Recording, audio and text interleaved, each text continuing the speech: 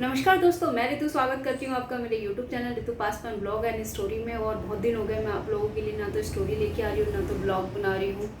तो सोच रही हूँ कि अब से इसको कंटिन्यू करूँ और आशा करती हूँ कि आज जो मैं आप लोगों के लिए स्टोरी लेके आई हूँ वो आप लोगों के लिए मतलब कि बहुत ही अच्छी होने वाली है। जो भी गौतम बुद्ध की शिक्षाओं से अपनी मतलब प्रेरणा लेते हैं या उनके बारों में या उनके सिद्धांत पे चलते हैं, उनको ये स्टोरी काफ़ी अच्छी लगने वाली है और समझने।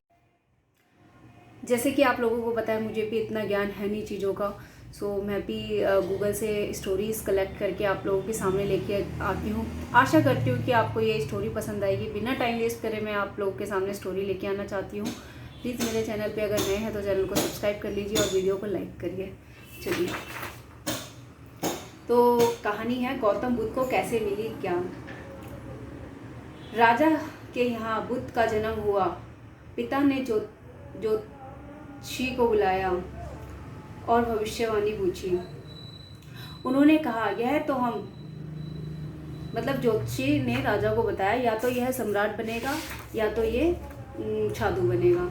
तो राजा को यह सुन के काफ़ी चिंता हुई कि मेरा बेटा मतलब अगर है तो वो राजा ही बने, वो जो मतलब जोशी बन के क्या करेगा, साधु बन के क्या करेगा, साधु बन के क्या करेगा। राजा को चिंता होने लग गई। तो राजा ने मतलब साधुओं से इसका उपाय पूछा कि इसका अगर कुछ उपाय है तो प्लीज़ मतलब कृपया करके आप लोग मुझे बताइए, क्योंकि मैं चाहता हूँ कि मैं राजा हूँ तो मेरा बेटा भी राजा ही बने। तो फिर साधु ने बोला, मतलब जोशियों ने बोला,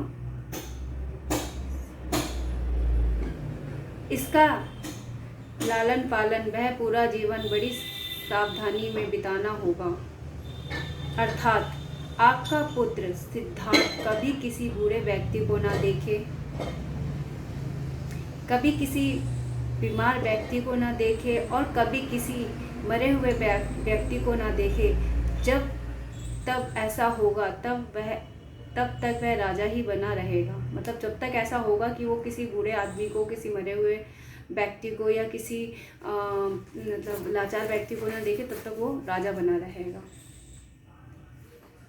अगर ऐसा नहीं हुआ तो वो साधु बन जाएगा। अगर मतलब उसने ऐसा नहीं देखा तो वो साधु बन जाएगा।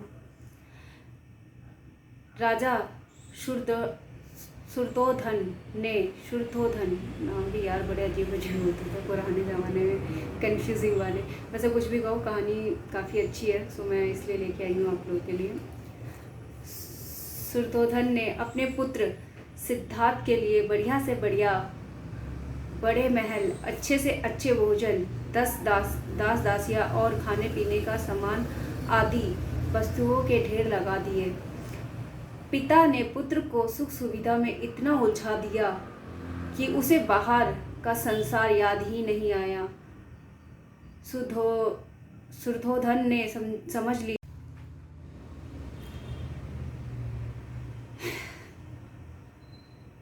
समझ लिया कि अब इतने सुखों के आगे साधु बनने का प्रश्न ही उपस्थित नहीं होता। वह निश्चित हो गया था, मतलब इन सब चीज़ों के बाद वो मतलब निश्चित हो गया था कि अब राजा किसी भी तरीके से साधु नहीं बन सकता। राजा सुदर्शन ने बिल्कुल पक्की व्यवस्था कर रखी थी कि उनका पुत्र सिद्धार्थ जीवन में कभी भी वृद्ध, बीमार और मृतक व्यक्ति को ना देख सके, क्योंकि वह अपने पुत्र को खोना नहीं चाहते थे। ऐश्वर्या और सुख सुविधा में बीत रहा था सिद्धार्थ का जीवन। उनके जवान होने पर एक सुंदर कन्या यशोधरा से उनका विवाह हो गया। विवाह हो जाने के बाद शुद्धोधन की आधी चिंता मिट गई। अब तो शादी हो गई, अब कहाँ जाएगा, अब तो मेरा पुत्र बंधन में बंध गया है, अब उसके कहीं जाने का सवाल ही नहीं होता। ये तो गलत बात है कि अगर जिसको उड़ने की इच्छा हो ना तो वो कभी। चलो आगे कंटिन्यू करते हैं। 1 वर्ष बाद बेटे का भी जन्म हो गया। उसका नाम राहुल रखा गया। अब राजा शुद्धोधन को बिल्कुल पक्का विश्वास हो गया कि अब यह कहीं नहीं जा सकता। एक दिन सिद्धार्थ ने कहा कि पिताजी, आज तक मैंने कभी अपनी राजधानी नहीं देखी, आपकी आज्ञा हो तो आज देखा हूँ। राजा ने कहा, हाँ हाँ आवश्यक जाओ, अपना शहर देख कर आओ। एक सारथी को भी साथ में भेजा गया और जाओ राजकुमार को राजधानी घुमा फिरा कर लाओ। फिर भी राजा ने चाक चौबंद इंतजाम कर रखा था कि कहीं भी चूक न हो जाए। सिद्धार्थ के लिए राजधानी के प्रमुख मार्ग खूब सजाए गए थे। घूमते घूमते सिद्धार्थ ने थोड़ा उल्टा मार्ग ले लिया। वह उस मार्ग से गुजरने लगे जहाँ पर तैयारी नहीं थी। और आज उनको बहुत आश्चर्य हुआ जब पहली बार उन्होंने एक बूढ़े आदमी को देखा, कमर झुकी हुई, पूरी चमड़ी में झुर्रियाँ पड़ी हुई। वह परेशानियों और दुख से बेहाल था। उसकी चाल बहुत धीमी थी। बूढ़े की झुकी हुई कमर को देखकर सिद्धार्थ को एक झटका लगा और सारथी से उन्होंने पूछा, क्या एक दिन मैं भी बूढ़ा हो जाऊंगा? सिद्धार्थ ने पूछा सारथी से। सारथी ने कहा, हाँ राजकुमार, हर व्यक्ति के जीवन में 3 अवस्थाएं आती है, बचपन, जवानी और बुढ़ापा। एक दिन तुम भी बूढ़े की आवश्यकता में जाओगे। हे राजकुमार, यह संसार का नियम है। चाहे गरीब हो या अमीर, सबका शरीर बूढ़ा होता है।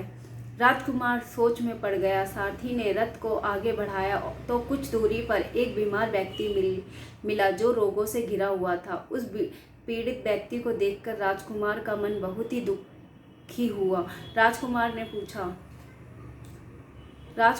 पूछा, इसको क्या हुआ है? सारथी ने कहा, यह व्यक्ति बीमार है, इसलिए यह करहा रहा है।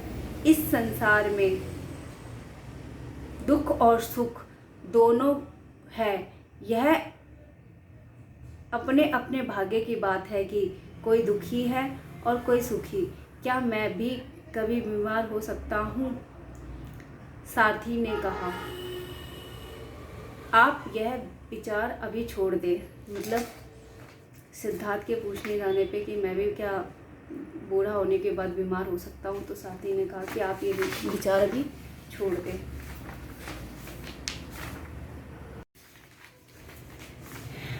इस संसार में दुख और सुख दोनों हैं। यह अपने अपने भाग्य की बात है कि कोई दुखी है और कोई सुखी।